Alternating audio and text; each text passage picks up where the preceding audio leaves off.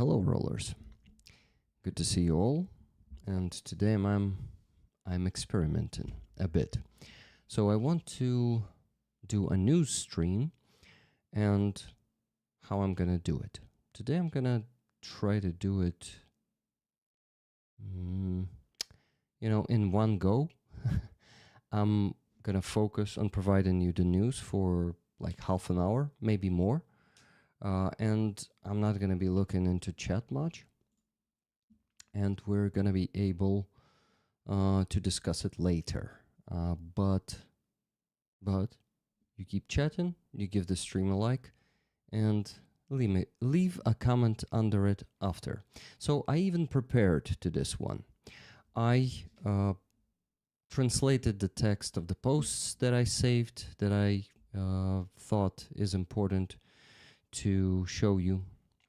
And I even saved the picture. So it shouldn't be very chaotic, but I cannot promise it's only my first try. So don't judge me too harshly. I'm gonna try to improve. Anyway, news that some of them you may have seen on other channels, but some of them might be not very reviewed by the Western observers, So who knows? Maybe I'm gonna bring something exclusive to you. Let's see. Let's figure it out. So, guys, let's begin with the news about Pokrovsk. First news is from the deep state, and it sounds like this. Almost found it.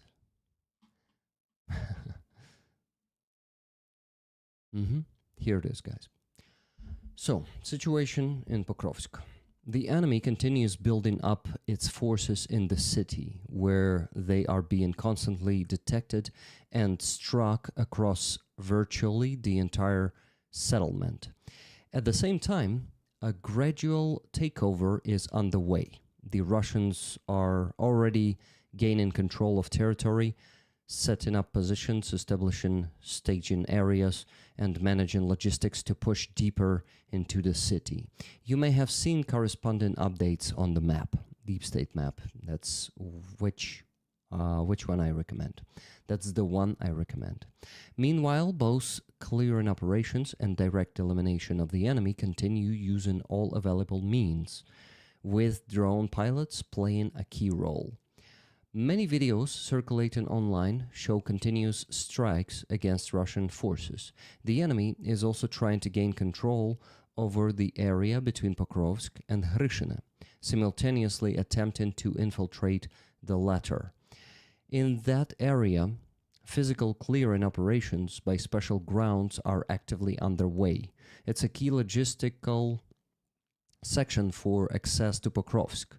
However, this does not solve the main problem, blocking the enemy on the southern outskirts to prevent further infiltration into the city.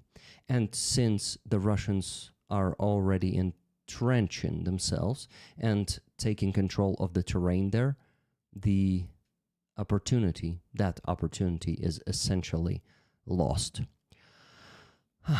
The situation remains critical if, in the context of Pokrovsk, we're talking about the city being gradually absorbed, then Myrnograd is simply being cut off from the outside world. Its loss would be among the most painful of all major cities, because it will likely fall even before the Russians have properly secured their positions there. Yep, Myrnograd is gonna be even a more painful loss than Pokrovsk. Next news is from a Ukrainian community, Ukrainian militant that I follow, who have the inside information. And why I trust these guys? Because they actually have brothers in arms from SSO who are serving there and who are being in the hottest directions. They have friends among the other units, not only the Special Operation Forces. And Ukrainian militant is, well, to be honest, a very, I would say, a very patriotic community. You can tell it by their posts, and they are not, trying to sell you anything. They are just being the patriots of Ukraine. So they posted this map today, and they provided a text along with this picture. This is the text. This is the translation of the text. Our units, soldiers of the 32nd, 155th, and 68th Jaeger Brigades, continue to hold their positions in Pokrovsk, even though maps already mark these areas as occupied by the enemy. The men remain at their defensive lines in the Shevchenko area along the Novoukrainka, Novopavlivka, Pokrovsk line, effectively finding themselves in operational encirclement. Despite this, they continue to engage in small arms battles from observation and fortified positions. On the outskirts of the Dachi and Shakhtarsky districts, where clashes with numerically superior enemy forces continue.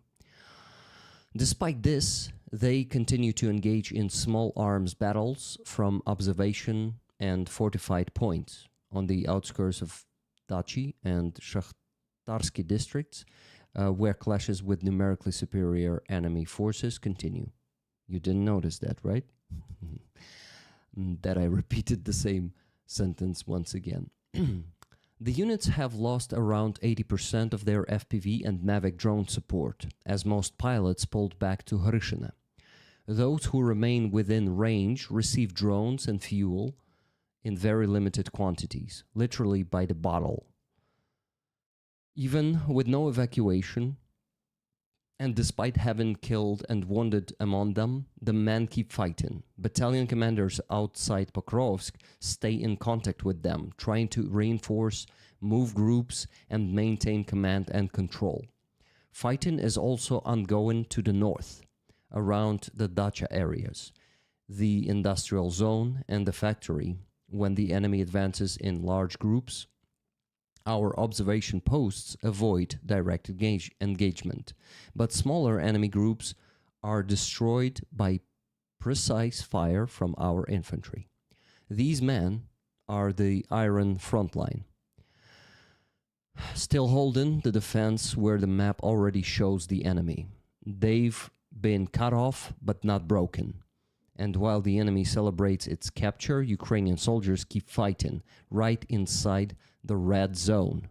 The big question now is whether our units on the outside can reach and rescue their encircled brothers in arms. And unfortunately, I think we all know the answer to that question. The rhetorical one, basically. I want you to remember all those heroes, guys, who are standing on those positions behind the enemy line, basically in enemy rear. And since, Russians don't set it as a primary goal to capture these positions because their primary goal is Pokrovsk, and they're basically just passing by those positions of our soldiers on those blue lines, they still have the chance to fight back. So the fight continues there where you see the red zone. Okay, I'm done with this news. Let's go to the next one. Angelina Jolie is visiting Ukraine, guys. Kherson in particular. I think it was today or maybe yesterday. There are 2 photos being published. Here's the second one. You know that Angelina Jolie is supporting kids on the territories of war and other critical points on the world map, and she visited Kherson today, supporting the Ukrainian kids there and actually lifting the spirits of Ukrainians, because for many Ukrainians, seeing her in Ukraine is something uplifting. And a funny situation happened with her bodyguard. Give me a second.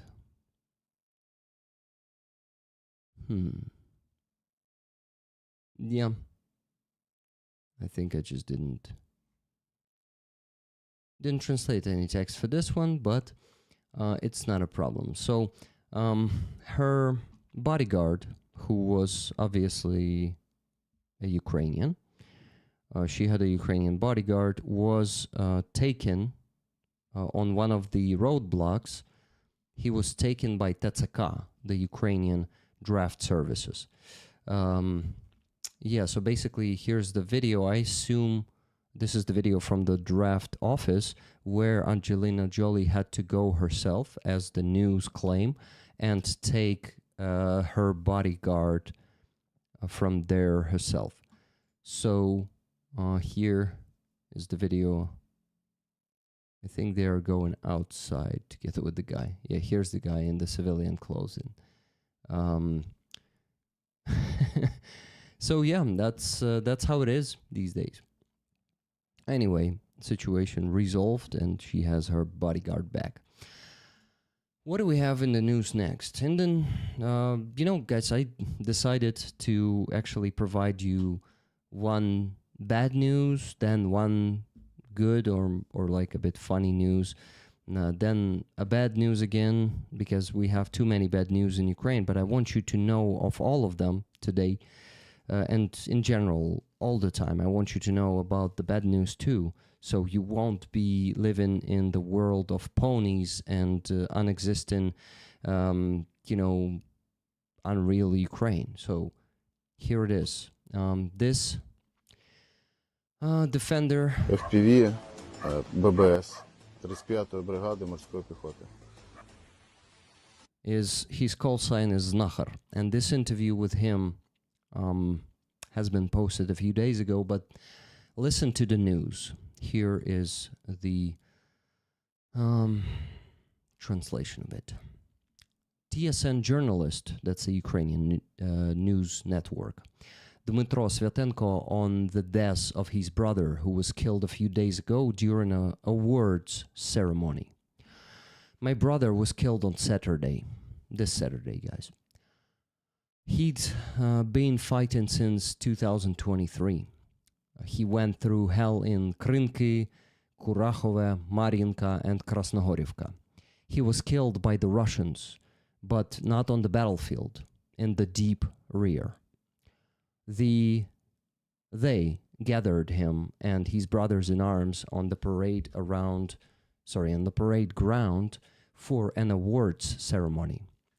They gathered the best, the brigade's top pilots and infantrymen, by order, in open terrain.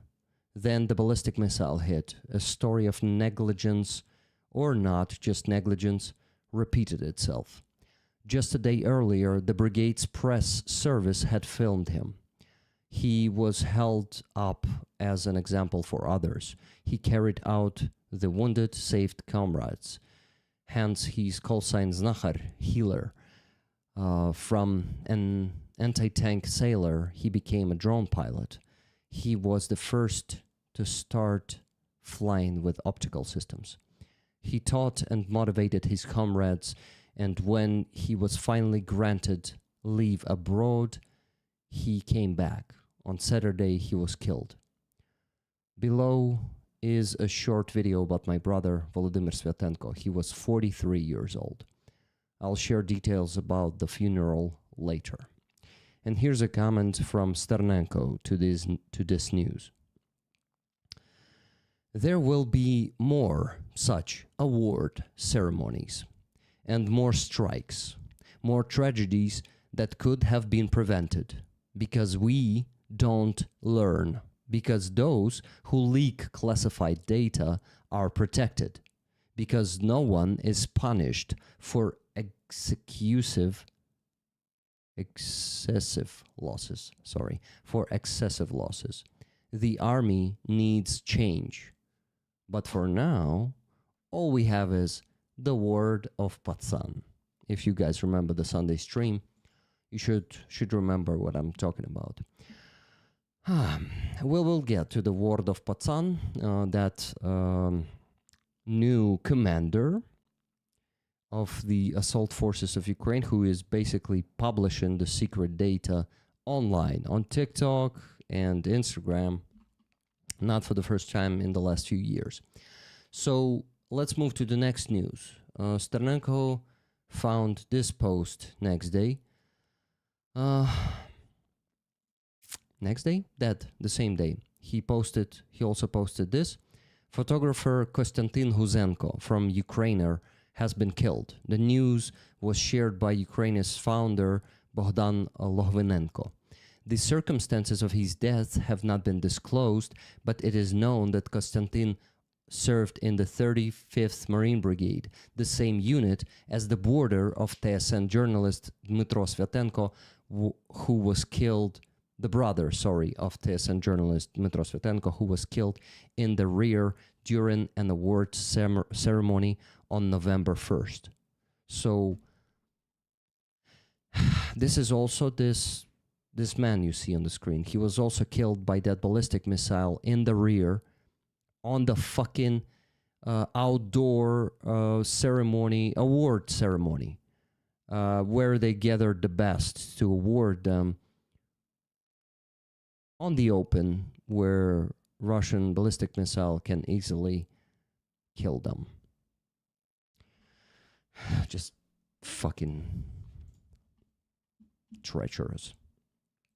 Next news. This one is gonna be not such a sad one. This one is about this catch in... Do you see what's on the roof of that Lexus, guys? This guy was stopped in Kyiv. He had the Shahed drone on his rooftop. This one. So, let me read you the news. In Kyiv, a man was transporting a Shahed drone on the roof of his car. Police seized the drone for inspection. It did not have a warhead.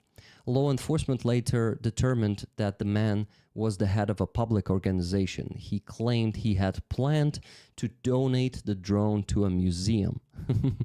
It's interesting if it is if it's really the case, or that dude was planning to do something else.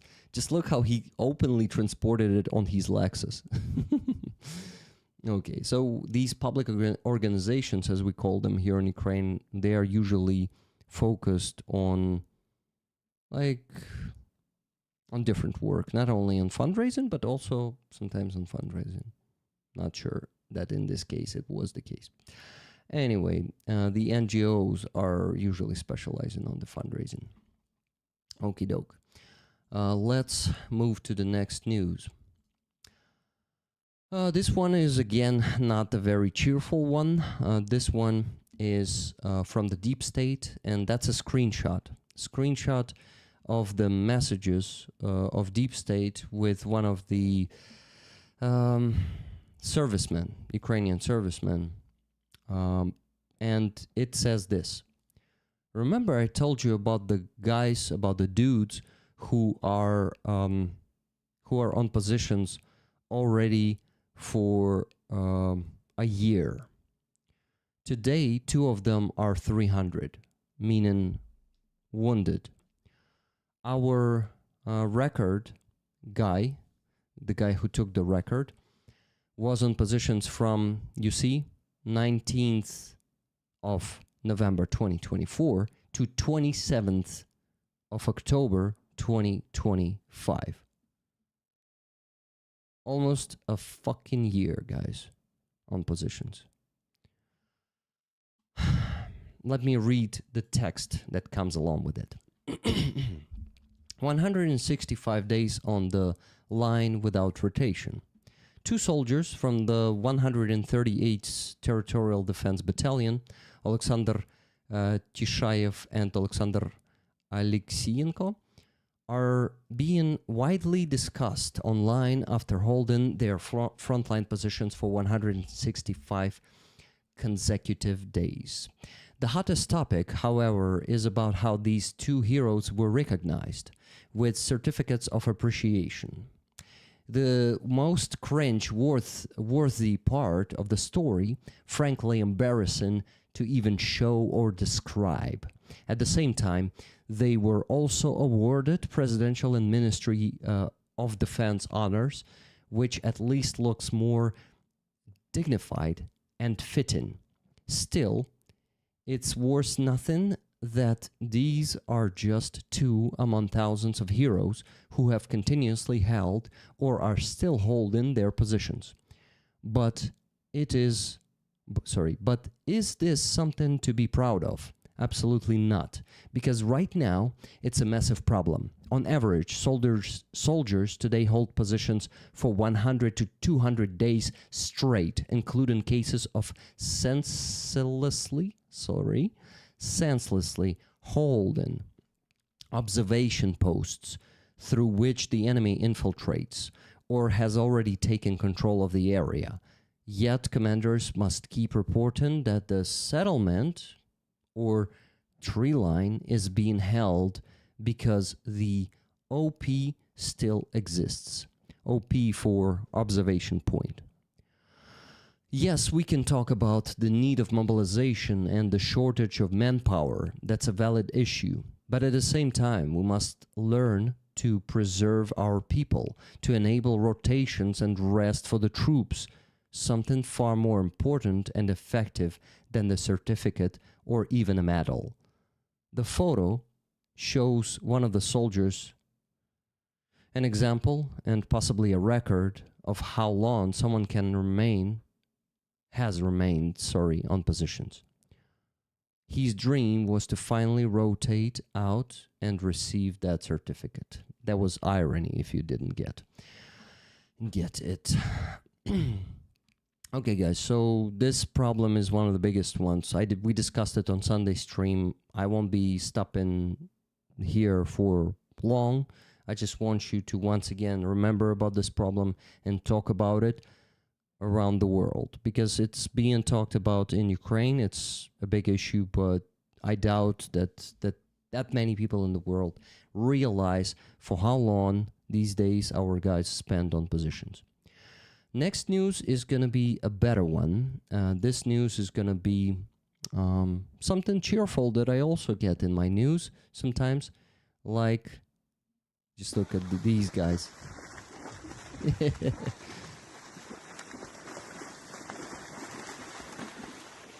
Oh, that one went hard.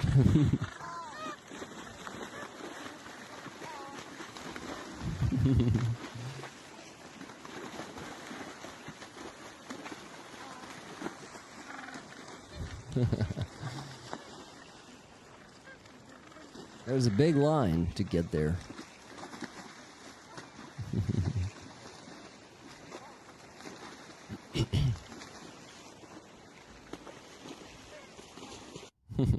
So, guys, this news we get from Academic Vernadsky. This is a station, Antarctic station.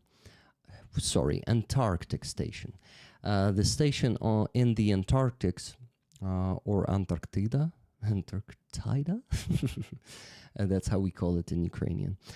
So we have, if you didn't know, Ukrainians have stationed there.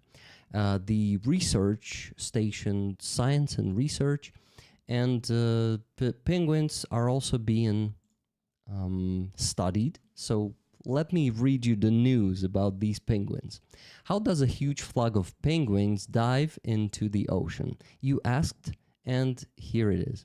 Sometimes to witness this at Vernadsky Station, all you need to do is step out onto the pier at 5 a.m. with a cup of coffee, just like geophysicist Albert Hrabovetsky from the 30th Antarctic expedition did. He filmed this stunning video for you. Previously, we showed how several hundred penguins waddle across our Galindas Island to a convenient spot on the shore. From there, they dive into the ocean to feed on krill.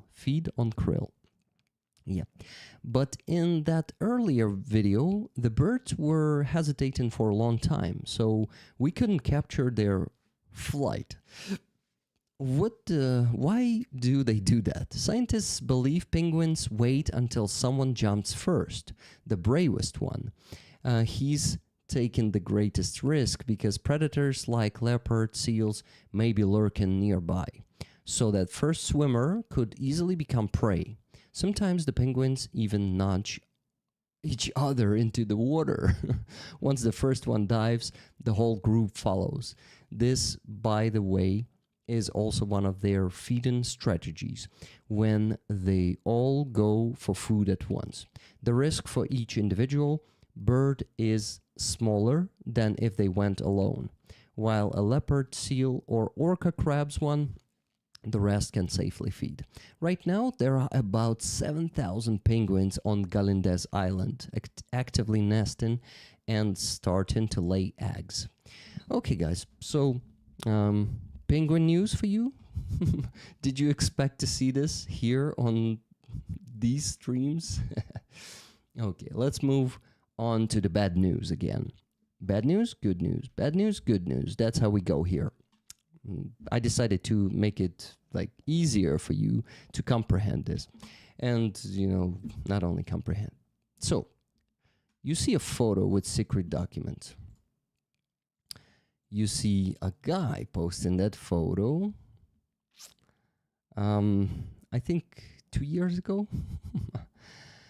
This guy is a Ukrainian commander who is about to become the commander, or maybe already became a commander. It's so fucking uncertain in the news, and we all don't know if he did. Of the assault forces, the ones that Syrskyi is forming. Remember, guys? So this dude, just wait for it. Now let's read the news. The news was provided yesterday. It's not the news actually, but like the analysis of it was provided by Bohdan Krotevich. I remind you that Bohdan Krotevich was the head of staff of the Azov Brigade. Now he left the army and trying to make some changes in civilian life, make the changes in this country.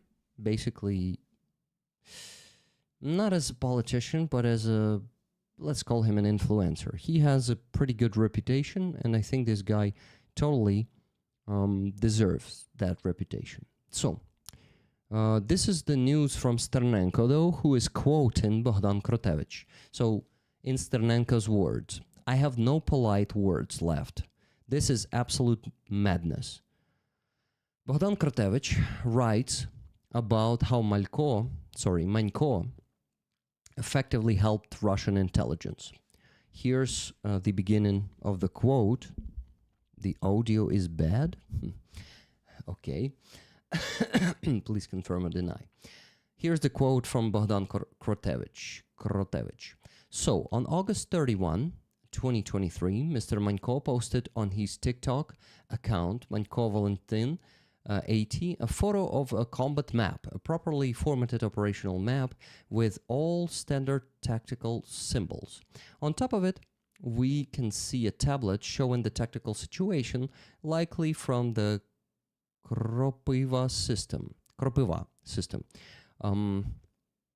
But I'll focus on the map itself. Everything else should be checked by the State Bureau of Investigation, DBR, the famous DBR, guys, as it's their direct duty. So here is the map itself. Yeah, we can actually analyze it if we get closer, but not right now. Anyway, let me continue the quote. On the map, we can see a section of Ukrainian territory near the Russian border, specifically the villages of Basivka and Novenke. Here they are, Novenke and Basivka.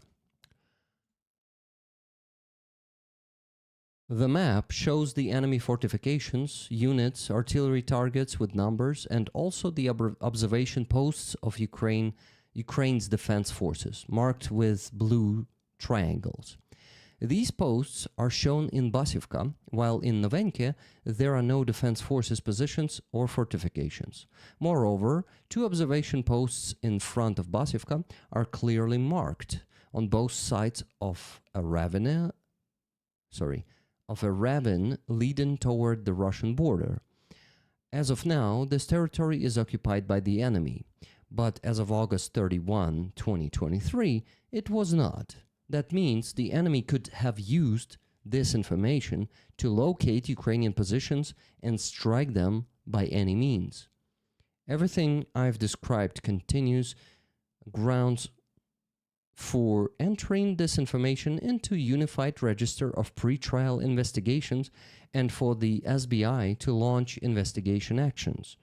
It's also a strong reason to investigate those in the General Staff who previously reviewed this matter and found no violations, but doing so means being ready to hear them testify, and their superiors ordered such a conclusion, which would amount to abuse of authority and concealment of criminal acts. By the way, on several other more recent maps published by Manko, some of the combat unit positions were still current at the time of posting. Manko himself once again claimed that he's right and everyone else is an idiot, but then deleted his TikTok and wiped his Facebook posts from the past 2 years. Fan-fucking-tastic. You know, in Ukraine we have this word, zrada. Zrada is treachery, and unfortunately, it's another example of it. Okay, next. Next news is, I thought it's like more good and cheerful news, but I don't think so. It's also a bit grim, but still, it's much better than having a Russian fucking monument. So here is the monument for a Shahed drone. But not to glorify Shahed drone, but to and to remind to people about this threat that attacks us every night, and to remind who is providing this threat to us, who is sending these deadly murder weapons to us, to our homes every night. So let me read you the news. In Poltava, a fragment of a Shahed, the one the Russians used to attack the city, was installed on the site of the monument of Peter I, the Russian Empire Tsar, basically. Only monuments like this should be erected for the Muscovites. Only monuments like this should be erected for the Muscovites to carry the memory of the true culture and nature of Russians. To conquer, kill, destroy, future generations must know and never forget that the treacherous enemy is always beside us. I completely agree. So, what does this plank? You see the basically the thing with text that stands next to the monument. So let me translate it to you like this. It's going to be a pretty bad translation, considering that I will have to translate it in real time. So this Halloween, we are reminding you that the scariest thing today is not ghosts. Scariest is war and enemy drones that every night are trying to destroy us. In front of you are the debris of the shut down Shahed.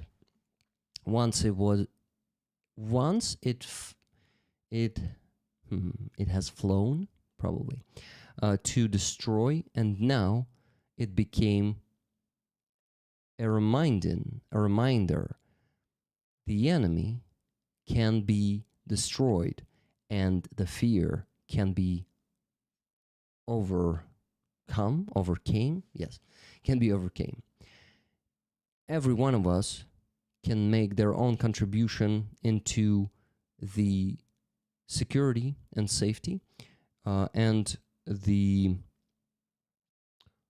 bringing our victory closer.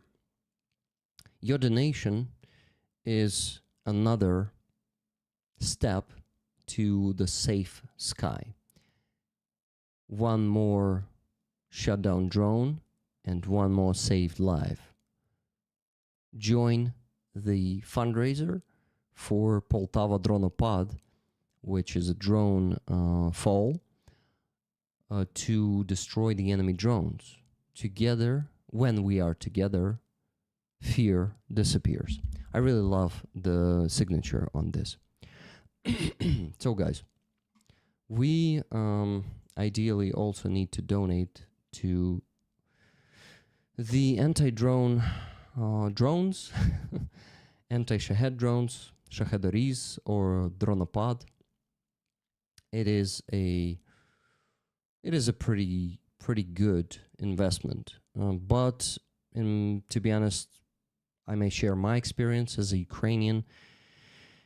I think the safety of the rear is very important, but I set the donations to Rusoriz directly for the drones to the soldiers, the drones that soldiers will receive to eliminate the occupiers. I am basically prioritizing that. So I'm almost not donating for the anti-drone, anti-Shahed fundraisers. I'm prioritizing to donate my 500 hryvnias to Rusoriz to provide our soldiers with FPV drones to eliminate occupiers on the battlefield. If that means that I will be killed by a Shahed drone someday, may be it. My life is less important than the life of the soldier, than the life of the defender. So this is how I see it. This is how I perceive it. So guys, I've been providing you the news for the last 35 minutes, and that's everything I had the time to translate. I mean, all the news that I had the time to translate. To be honest, of all the news, it's about 60 to 70%. So I still have a few of them to share with you, and I still have 20 minutes until the end of the stream. Let me actually maybe end this first section and tell you that this is the new kind of format that I'm gonna try to do every week. So I'm just sitting down, I'm reading you the news that I found that you may have missed or miss, like, you see, I think there are some Ukrainian news that are being missed by the Western observers. They just don't read the same Telegram channels, or don't watch the Ukrainian YouTube channels, don't read the same stuff. So some of those news may be missed.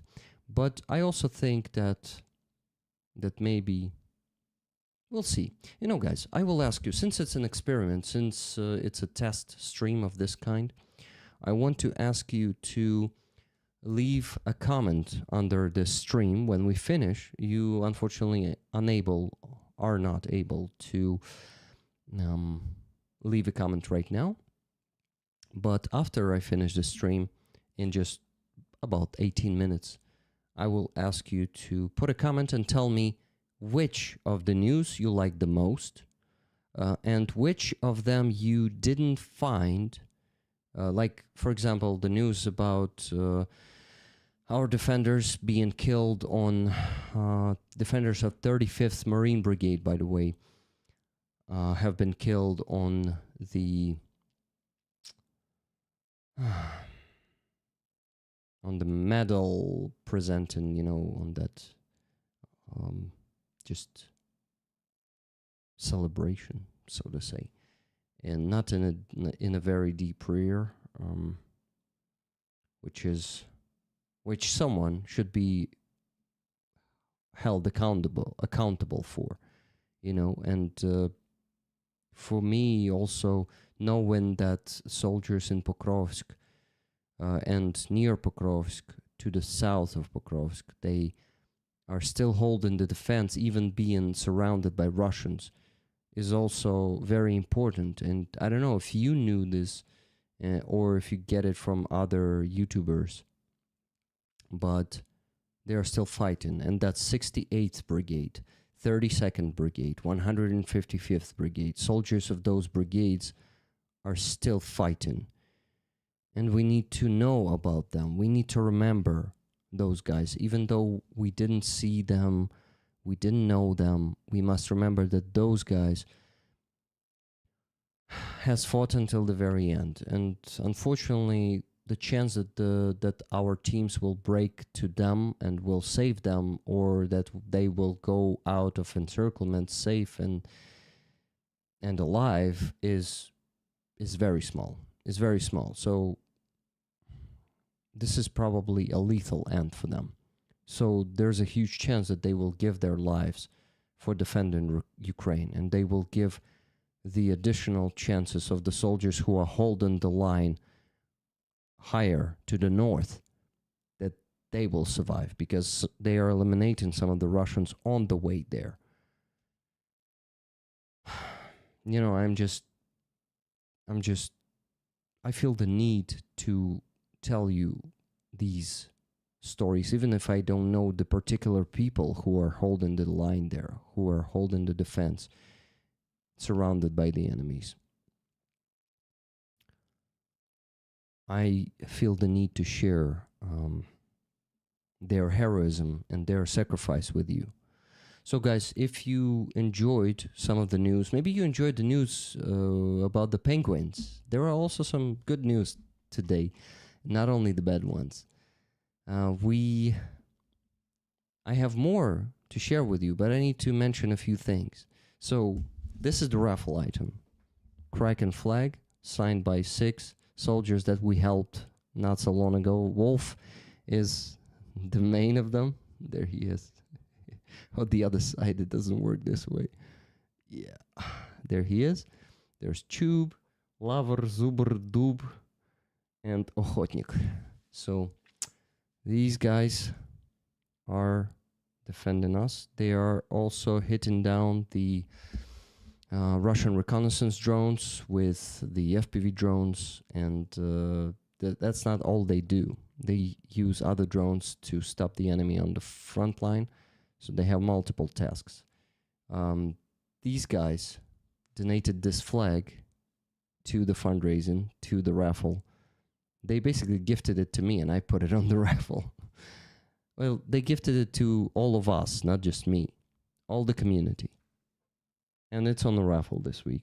I need your donations, guys. I'm not setting any goals on this stream, but I'm asking you to donate if you have the means today. And if you enjoyed the news segment in the beginning of the stream, please thank me with the donation to Ukrainian Army.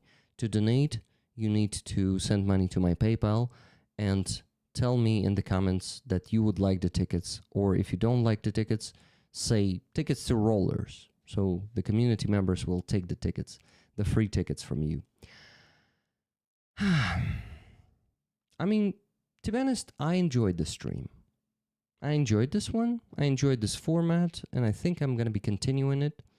And if you want to see an alternative for some Western news, come here. I'll provide it in English once a week for now, not more often, because I need to get used to it. It's a bit, a bit too much order for me, because, I like chaos, and I had to prepare to this. I had to translate the text, to save the news, to save the pictures and videos, to put the right order. It had some preparations. And, there are these news that were really upsetting, right? A lot of them were really tragic and upsetting.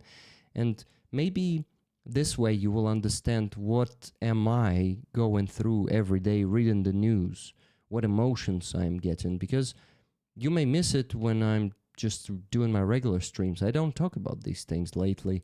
I'm focused on fundraising, and I'm not talking on Not talking about the tragedies that are happening here every day, but also some good news, some interesting news. Not only the tragedies, but you may understand me better, understand, yeah, other Ukrainians better. So that's what I'm trying to do. I'm trying to give you more understanding. Thank you.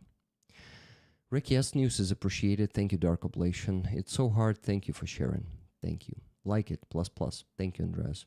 It has been a good stream, Rick. I like the news we can't get to hear about.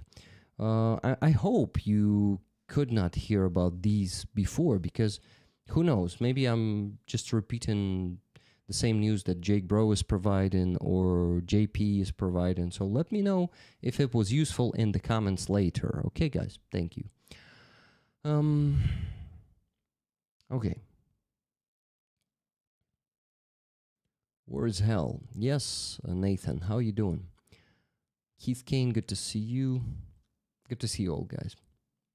Cheryl, Duncan Stewart, Lenar Talnas, Slava Україні, героям слава, Lenar.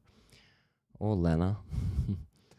Probably Leonard though. Blizzard Etoile. Hello to you. Ella Gate. Hello to you. Take care of yourselves. Health is the most important thing. Well done. Slava Ukraini. Героям слава. Ukraine will win. Ukraine will win for sure. JP was informing on some of the darker topics. He is diving deep into what is going on. That's good. That's good. So he is providing probably the same kind of news that I was providing today. Anyway, guys, I also wanted to thank Duncan Yu. I guess it was him, right? Duncan Yu for $20 super chat in the beginning when I just started providing the news. I can't stay working, but I wanted to show my support. Slava Ukraini. Героям слава. Thank you very much. So, guys, not setting a goal, not asking you to reach some result today, but I would love to see a donation or two before I finish the stream. I finish the stream in 9 minutes, so while I'm going to be doing more blah, blah, blah, please send a donation or two. I will really appreciate it. It will also tell me that I didn't do a bad job.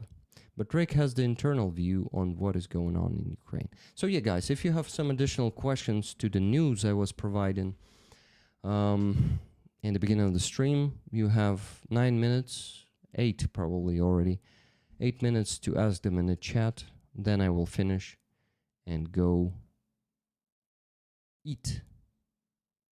Yeah, probably eat. And spend some time with my wife. So, 8 minutes left. Love to the rollers. Hello, Mopsy's Gun. How you doing? Hello, Siami.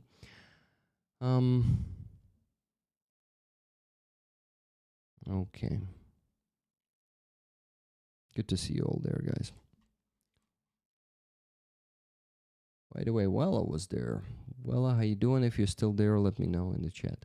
Hey, everybody, new stream. Nice. Almost missed this, but catching up from the beginning. Okay. Adrian was here.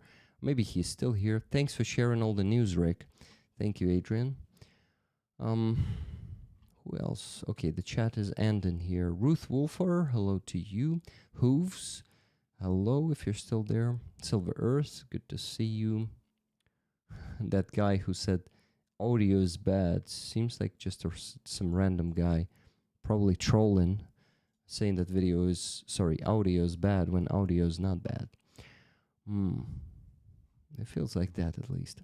This was fresh. Thank you, Silver Earth. Thank you. Current fundraiser. Guys, even if I don't get any donations during the stream, 7 minutes left to donate, I ask those of you who watch this in recording to donate anyway, because, I don't know, if you enjoyed the news, why not support the Ukrainian army? Focused Rick for 30 minutes is great news. Thank you.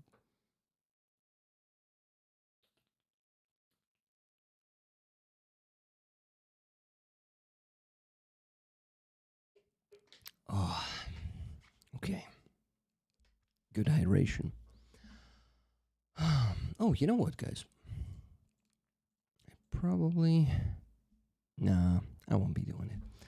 I'll focus on the chat, guys. Questions? You know what? Well, great stream, Rick. Thank you, Nikki. While you don't ask questions, I actually have another piece of news to provide. It's from NABU. Remember NABU, guys? NABU is the National Anti-Corruption Bureau of Ukraine. NABU is actually saying this. First of all, it was yesterday. First news was yesterday. I think yesterday morning. So just listen to this. I think I need to provide this news because that's what you definitely won't see in the Western news. Even on YouTubers news. Бляха, перекладай, придурок.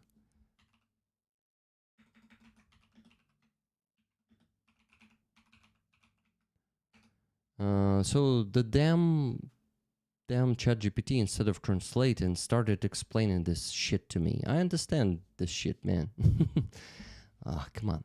So around 3 a.m. tonight, prosecutors from the Office of the Prosecutor General, accompanied by special forces, conducted a search at the home of a NABU employee. Physical force was used against the NABU officer. No formal notice of suspicion was issued.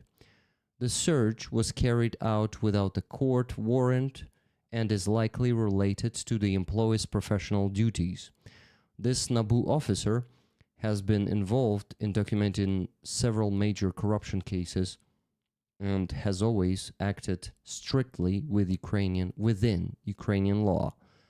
According to available information prior to the search, the employee was under covert surveillance. The circumstances of the incident and those involved are not being established. So the Office of the Prosecutor General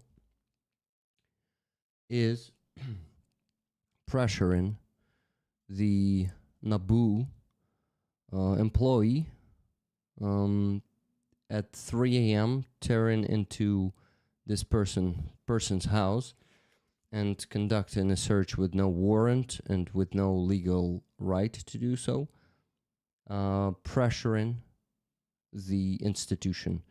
The Office of the Prosecutor General is completely controlled by the Office of the President and is actually the one in whose interest it is to pressure the anti-corruption institution, in particular, NABU in particular, which is investigating also the top-ranking corruptioneri in Ukrainian, people who commit corruption, yeah. And some of them are friends of Yermak and our president too, and they don't like it, so they have an instrument to intimidate and pressure the institution workers. So that was the news. And then they posted a news late in the evening yesterday, this one, which is continuing the same topic. In response to the information released by the Office of the Prosecutor General regarding the search of a NABU employee, we state the following. The state of martial law does not impose any restrictions on documenting activities within the framework of investigating corruption offenses. Under current legislation, NABU employees are not required to inform prosecutors of the Office of the Prosecutor General about conducting or participating in operational or procedural actions unless these actions are directly related to causes under the procedural supervision of the office's prosecutors. We emphasize that the NABU employee acted in strict compliance with the law. We stress the inadmissibility of interference in NABU investigations by other bodies. And that's what is being committed right now. Okay, yeah, good. That's it, guys. I needed to report on this because the pressure on anti-corruption institutions was also pointed out by European Commission in 2 days ago summary of the Ukrainian submission process, right? Wow, my English is getting better. So this shit is something that they pointed out. The pressure on anti-corruption institutions in Ukraine continues. What we've been doing on the squares, protesting against this in summer, unfortunately, continues. So I really hope that we won't have to go on the protests again, but someday soon, in a few months, we will definitely go. That's what more rational and realistic part of me says to me. Yeah, keep us informed about the shady stuff, Rick. It is part of the bigger picture. Yeah. It is. So I got a few donations. Thank you so much, guys. First one was $20 from Jason Slobodyan. Nephew's tickets. Thank you very much. Nathan M. $5 for the cause. Heroям slava. Ukraine can and will win the war. I hope you are feeling well, Rick. I'm almost 100% recovered. I think 95 is my current status. 95% recovery. $30 donation from Average Ogre. Little support from the lurkers, still at work. Lots of love to all the rollers. Slava Ukraini. Heroям slava. Tickets, please. Thank you very much. $20 donation from Andreas Lach. Thank you for this new format. The Ukrainian perspective matters. Looking forward to the next news stream. Thank you very much. We'll try to do it every week on Wednesday. For now, it's going to be Wednesday. $10 from Rooney. Thank you for the news, Rick. Awesome flag and keep up the good work. One ticket, please. Slava Ukraini from Norway. Heroям slava. Thank you very much. So, guys, with this, you donated, let me tell you, $85. That's fucking awesome. 15 more and we're going to reach 100 and I'm going to be going to sleep happy. So, send $15, but I'm not going to be waiting for it. I need to finish now. Send them anyway. I'll mention it on the next stream. Tomorrow, I'm streaming with Halina, Anton, and Kenty. Kenty and Anton both have birthday tomorrow, so there's going to be a birthday cake there. Come there, congratulate them on the stream tomorrow, and of course, we're going to be raising funds for Ukrainian army, as always. So see you tomorrow on the stream, on a pretty awesome one, I'm sure.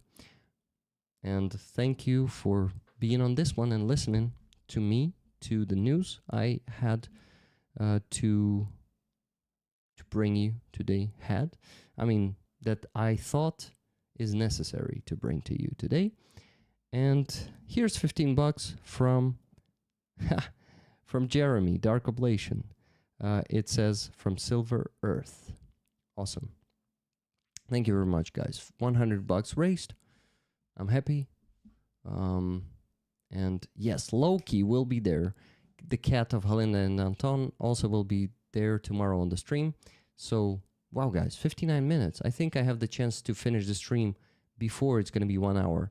Live long, prosper, and donate. And Slava Ukraini. And the sun will rise over the free Donbass. Heroям slava. Love you guys.